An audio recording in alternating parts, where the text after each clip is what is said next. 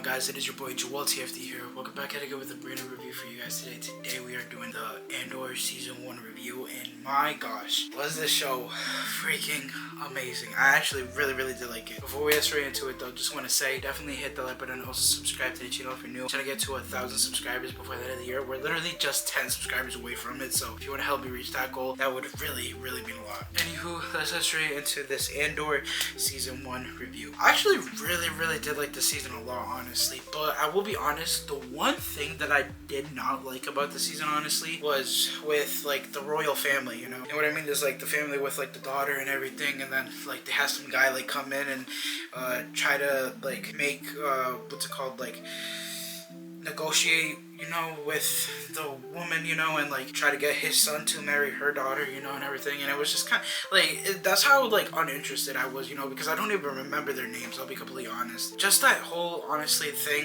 was just, I don't know, I was just not interested in it, I was very like about her, every time they were on screen I was kind of like dreading it, in some type of way. But the other stuff, bro, oof, oh my gosh, I actually really did like, honestly, I think my favorite part of this whole season, honestly, the whole arc was in the prison, honestly, because man, like that whole stuff honestly was very interesting, especially them like kind of like building stuff. Honestly, I thought that was actually pretty cool, honestly, in my personal opinion. And then the whole episode of them escaping, and then Kino being like the leader, I actually really do like Kino a lot. I wonder if he's gonna show up in the second season, but I really did like that a lot. I just really like that arc a lot because it just hit, honestly. I was like invested, I was like there, Actually, I did say there's only one, but I would say another thing too is like keeping up with the characters, because they introduced a lot of characters, honestly, this season, and I just can't really remember too many of the people's names, especially when Andor left his home planet first, and like went to where Ebon is, skiing basically, and he's literally the only character that I remember from that like area, because literally, like, I think the coolest part I thought it was when literally at the end when he literally shot Skeen, and like they had like that conversation before Andor shot him, and I thought it was just really cool to see that part also in it. Honestly, seeing Ebon too, I was kind of like, oh shoot, he's in this, he's everywhere, the Thing, he's literally the Thing.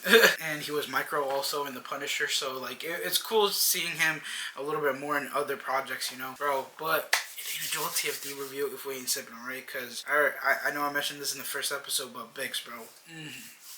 Man, Bix was so fine, bro. So fine, man. So fine. Nah, but again, I actually really did like this season a lot. Like, this season really like made me kind of like interested in like this character, like, I don't know, I feel like Andor was just one of those characters in Rogue One, I definitely want to give Rogue One another watch, I'll be completely honest, but like I felt like Andor in Rogue One for me personally was an alright character. I thought his performance was definitely outstanding, but like I just felt like he wasn't like I don't know how to really describe it, but I think that's literally one of the reasons why I need to watch Rogue One again, honestly, because I don't know, I just never really kind of caught my interest, I guess, in this character in some type of way, until this show, and this show actually made me fall in love with him in some type of way.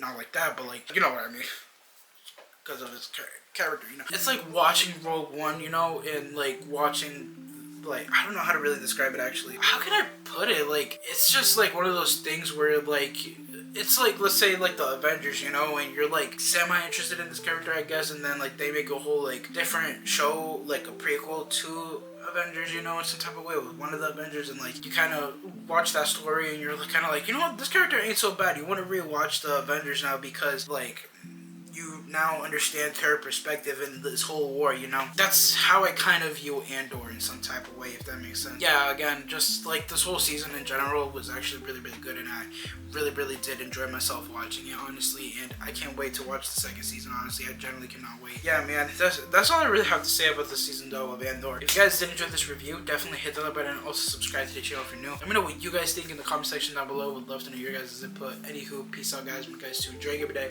Make it really nice today. Everyone stay positive and be positive. You guys already know to have a positive mindset. Peace.